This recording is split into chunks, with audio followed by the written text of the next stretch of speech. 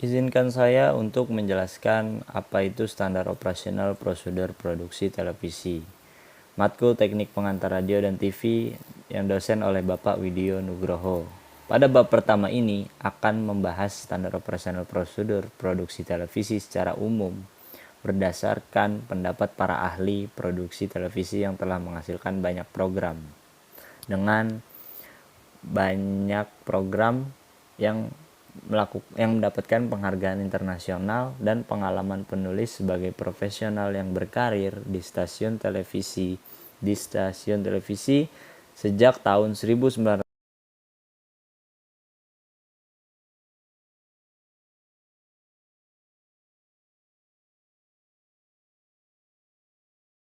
Pada saat membuat program televisi, seluruh profesi, produser, jurnalis, sutradara, editor, dan quality control harus mengikuti prosedur yang bisa dilakukan agar menghasilkan program televisi yang berkualitas.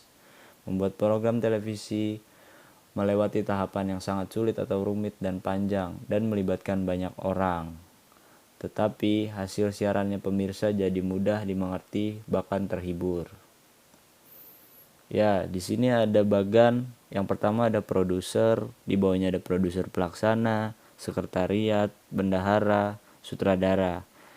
Unit manager mengurus masalah izin, transport, akomodasi. Art designer mengurus lokasi, setting, properti, kostum rias. Kamera, asisten kamerawan, lighting, sound, dan sutradara mengurusi artisnya atau talent yang ingin dibintangi.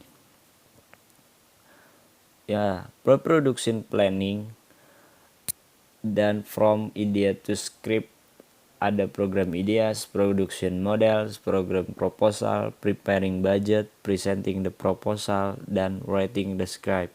Kita bahas satu-satu di slide berikutnya.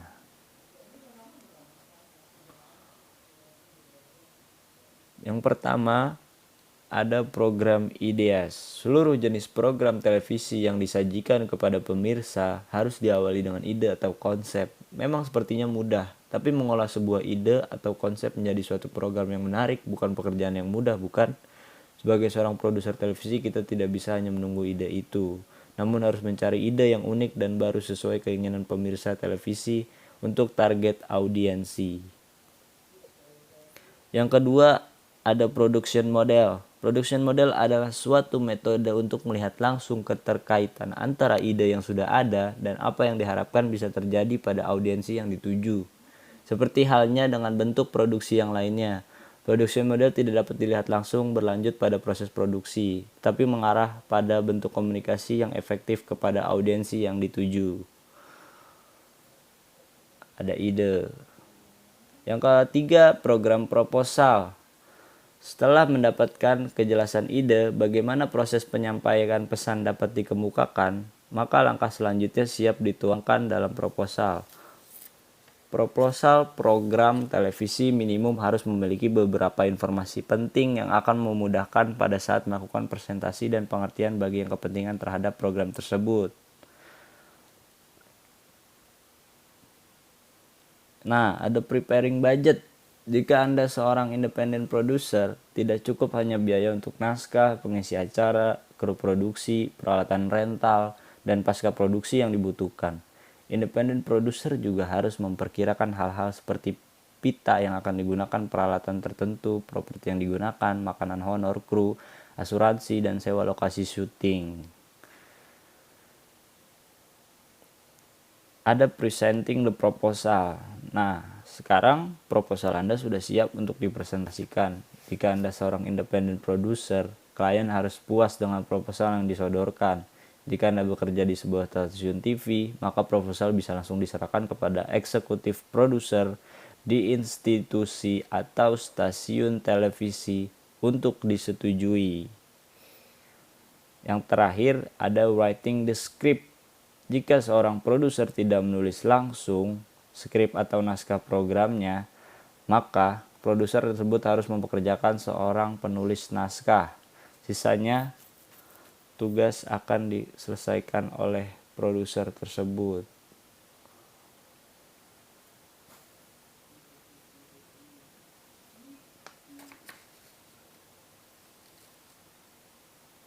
Nah, yang kedua ada pre-production planning atau coordination. Itu terdapat schedule, permits and clearance, promotion. Promotion juga terdapat ada dua, ada on air, ada off air. Maksud dari promotion on air adalah segala sesuatu yang dijadikan promosi oleh stasiun televisi untuk fasilitas media televisinya. Nah, di sini kita bisa lihat bagian pre-production membuat televisi. Menentukan ide untuk produsernya, terus menyiapkan budget, kita menyiapkan kameramen, dan kita memproduksi TV itu nggak boleh sembarangan, harus ada tahap-tahapnya. Kita harus perhatikan sebagai berikut.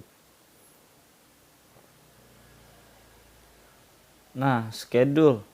Produser harus menetapkan orang-orang yang terlibat dalam produksi program acara untuk melakukan apa, kapan, dan di mana. Buatlah jadwal serealistis mungkin dan berpegang teguhlah pada jadwal yang telah disepakati oleh seorang produser agar terjalan dengan baik.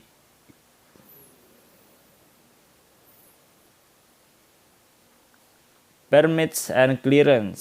Sebagian besar produksi melibatkan sarana umum yang tidak punya berhubungan dengan stasiun televisi, di mana tempat produser atau pengisi acara bekerja. Oleh karena itu, persiapkan surat izin jika menggunakan fasilitas umum dibutuhkan. Merencanakan administrasi perizinan yang baik akan memperlancar proses produksi.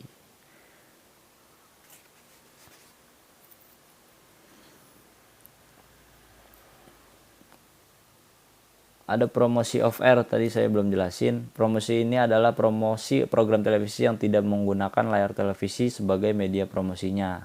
Hal ini diperlukan untuk meramaikan persaingan dan kompetitor karena program tidak yang jauh berbeda akan menyulitkan audien mengingatnya apabila media televisi tidak gencar mempromosikannya.